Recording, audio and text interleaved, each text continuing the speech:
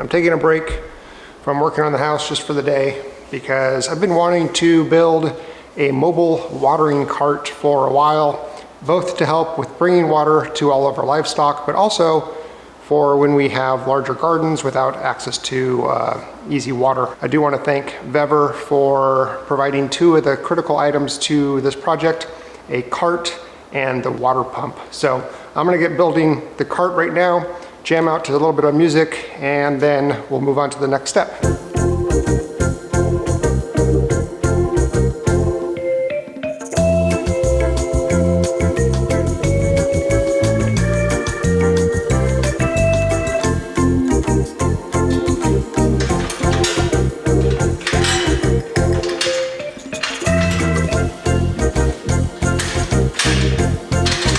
Assembly was actually really quite easy. It does come with a really nice rubber mat that you can take off, probably about an 8-inch thick of rubber matting here. And it also comes with a strap, kind of a flexible strap to secure some of your load if you need to. These sides do fold down, fold this guy up, and fold this guy up, and then they come right out. This is 44 inches by 30 inches wide, has 13-inch tires, and it has a load capacity of 1,200 pounds, making it perfect for what I want to do. Here is the mobile watering cart. I already have the 50-gallon barrel in the cart. I have it strapped down just with a single ratchet strap. So I have a heating element in here to prevent the water from freezing during the winter. Lately we have been getting well below freezing every single night, and this has not frozen over, so that's working quite well. That means it needs to be plugged into normal 120 volt power every evening. And then you can see I also have it lined with a 50-gallon trash bag, and that's to prevent the barrel from rusting from being full of water all the time. This is the 12 volt 5.5 gallon per minute water pump. It is self-priming. It has an inlet filter and then a regular garden hose connection here. And this thing does require to be powered by a 12 volt battery with a 15 amp inline fuse. It does not have a built-in fuse to it. But the nice thing about this is it's, like I said, it's self-priming, but you can also adjust the pressure. I think you can go up to 70 psi of pressure, and you can just have it turned on, and when the pressure builds up past a point, it'll stop trying to spin, and as soon as it has a reduction in pressure, it'll start up again on its own. Kind of a cool little setup there. So to power this, the pump has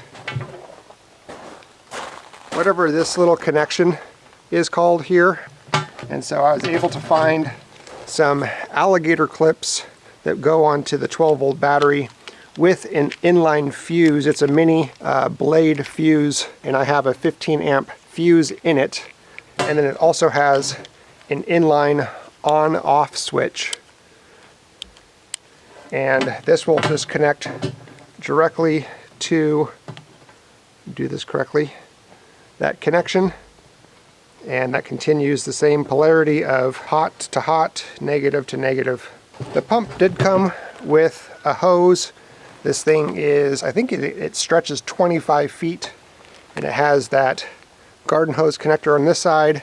And since this is a non-US based product, it has a little adapter for the type of connections that they use, but I can unscrew that adapter and put on a normal US based. And so I'm gonna just go ahead and use this and see how well this thing works. As for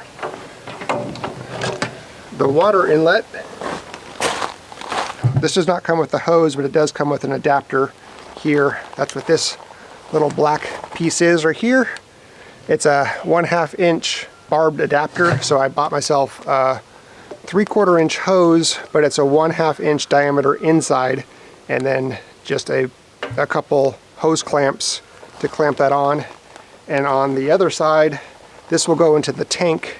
This is just a filter, and this serves two purposes. One, it'll filter the intake of the water, but also it spreads out the surface area of the intake. When this hose, this inlet hose, is inside the water tank, if it was just the hose by itself, this could hit up against the side of the tank or that plastic bag that I have and then clog this. But with the filter inlet in there, it won't do that. Plus it has a little bit of a weight right there, so this thing will stay down towards the bottom.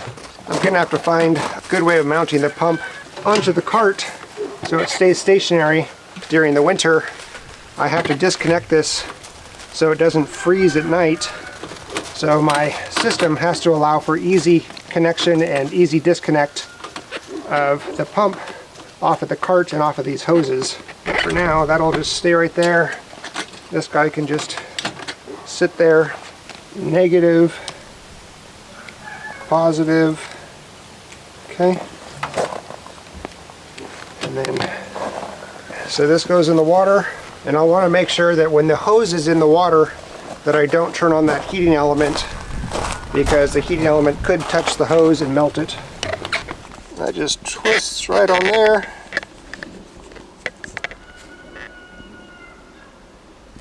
Moment of truth.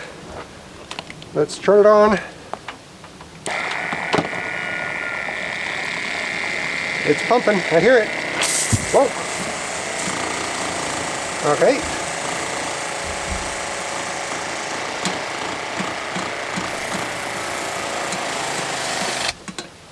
Okay, so this little handle's not working so well. I can't just do that. I have to actually turn it on and off with this sprayer, or with this twister here. Okay, I've removed this, and I'm just going to put on this handle.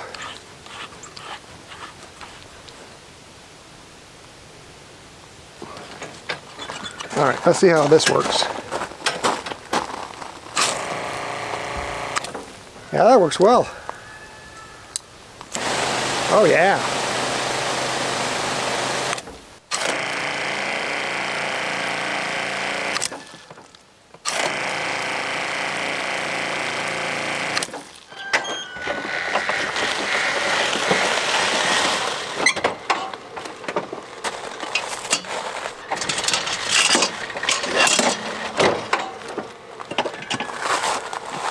Oh, I need to go backwards.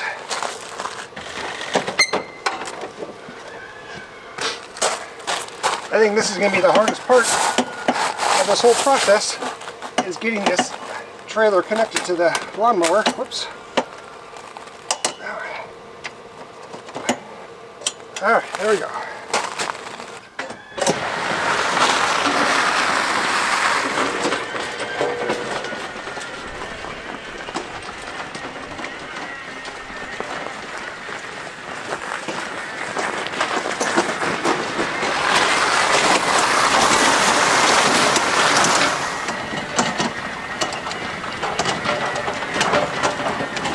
Alright, there's already one improvement I know I need to make, and that is being able to put a cover on top of that, because when I'm driving it just splashes all over.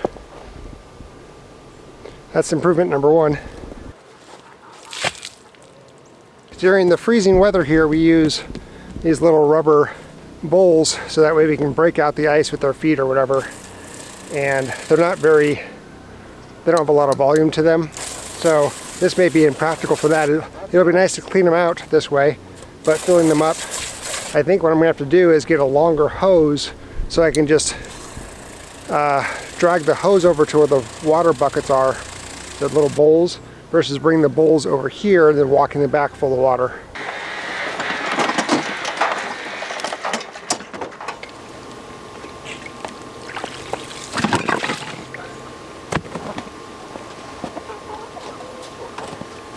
It's warmed up quite a bit today, so the ice blocks have melted out. Really easy to get out of there, but usually I have to go in there and stomp it with my feet.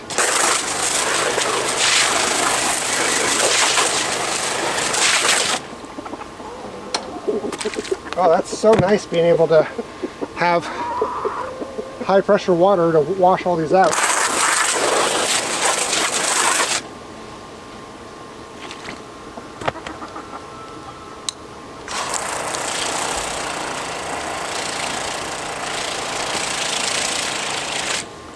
will say that I'm pretty impressed and pleased so far with iteration 1 of this mobile watering cart. Having to bring the pump inside will be a little bit of a pain, but other than that, it's not too bad. I think, like I mentioned, getting a different hose, figuring out a way to put a cap on this so it doesn't splash, and then find a way to mount the pump for easy removal and assembly, and then just kind of button up some of these wires and whatever. When I was searching for all the different parts, like the hose and the filter and the clamps and the fuses and stuff, I did run across a product that was kind of an all-in-one solution to what I just designed here, and I'm going to link that below. But I decided not to go with it because it doesn't have the pressure system, the on-off pressure system like this does, where when I pull the handle on the hose, the water continues and then shuts off when I let go of the handle.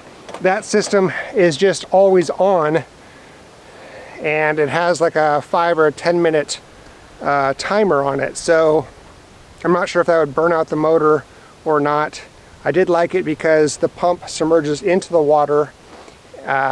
Actually, no, the pump doesn't submerge into the water. So even with that, I'd take it out and put it back in to keep it from freezing. And while this system is going to help during the winter chores, the real thought was during the non-winter seasons, we use these 5-gallon water buckets with the little nipples, and this thing will be great for filling these things up on the weekly basis that we do. This will also be useful for watering our garden where we need to do spot watering, or even putting it on one of those, I guess on a sprinkler. This will work out quite well. One thing I need to do is figure out how I'm going to charge this battery. I might just go out and buy a little solar, like a 20 watt or a 30 watt solar panel, and have it just constantly charge the battery like I do with my fence chargers, my electric fence chargers. So either that, or I could just have it on a trickle charger plugged in at night when I have the heating element for the water plugged in as well. So anyway, that's my design. I will link all of the items that I have for this design down below in the description of this video. So thanks for watching.